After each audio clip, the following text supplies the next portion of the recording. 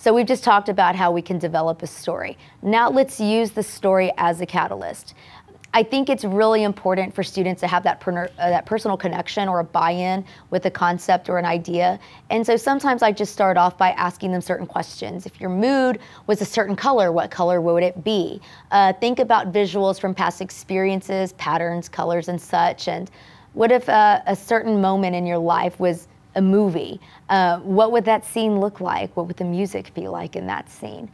These can help promote creative thinking in the infusion of supporting elements. We have these two really great downloads that you can utilize with your students to focus on how that story can start and begin as a catalyst.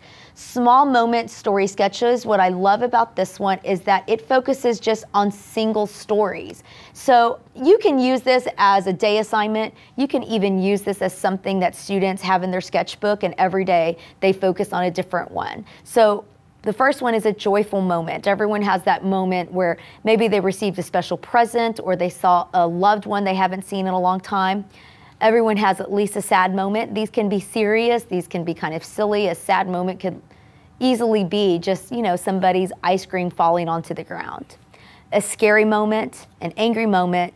One of the ones that I really like to share with my students is my most embarrassing moment, only because it really does help them open up and see that I can share something that was kind of vulnerable to me and how I can find humor in that. And of course, then there's a shocking moment. That one's always really interesting to see because we have different gauges of what we think is shocking, what's not.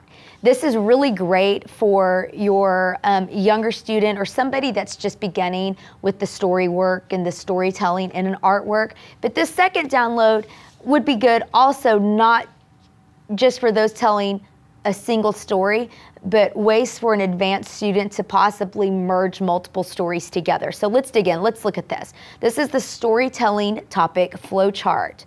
Use the following prompts, write or draw ideas for an artwork that tell a story.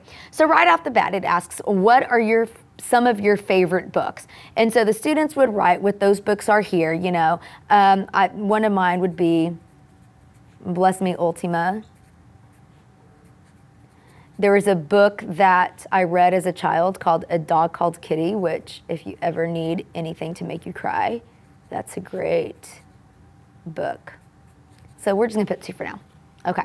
What are the 3 important experiences that have shaped your life? Well, for a student, it's gonna be different than mine, but for mine, obviously, having children. That has definitely shaped my life. Being an artist has shaped my life. And honestly, I love my culture, my heritage, so I'm gonna put being a Tex-Mexican. That has definitely shaped my life. The things that are around me, the people that are around me, the food that I eat, the music that I listen to. Draw an image of something that has recently caught your attention. We just came back from an art trip to San Antonio. One of the things that I absolutely loved were just some of the architecture. It kind of just had this really old feel, and it kind of looked like an old pueblo, and there was some really cool things and some stone. Of course, I've had more time. I would draw more of what I saw, but I have a lot of those pictures on my phone that I can reference later. And so this is just gonna give me an idea of what I saw there. So I'm just gonna put San Antonio. Who are 3 people that have recently captured your attention? That one's really interesting. 3 people that have recently captured my attention. I'm just gonna have to go and say, first one, my mom. My mom's always in my life, but recently we had a conversation that just really sparked a lot of interest, and it just really made me laugh. And so I would say she's definitely could be a part of my personal story. One of my really good friends who I talk to all the time. My friend Sarah, she just had a big life moment, so that has captured my attention. And my third, I'm not quite sure about my third. It's a toss-up between a few, so we'll just leave that blank for now. So the next thing that they can do with this, it's to sketch out any connections between any of the previous responses. And so what I'm looking now is to see some of these elements. How can some of them just kind of tie in together? And honestly, just right off the bat, I'm thinking of San Antonio and thinking of that imagery. and how I was really drawn to it, and how that's really connected with my heritage, and that's one of the important experiences that has shaped my life. And then it just so happens that this story kind of ties in with that, and possibly could even my mom. So my idea could be something around the lines of maybe it's a story of how the city of San Antonio was formed, and maybe it has to do with the Alamo.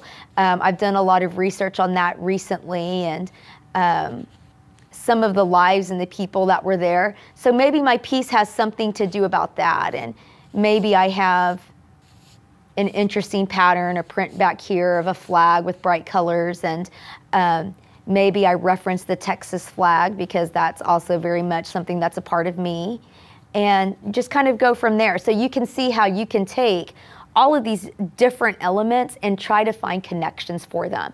It might be possible that some of your younger students could do this. I also think this is probably more for your advanced student.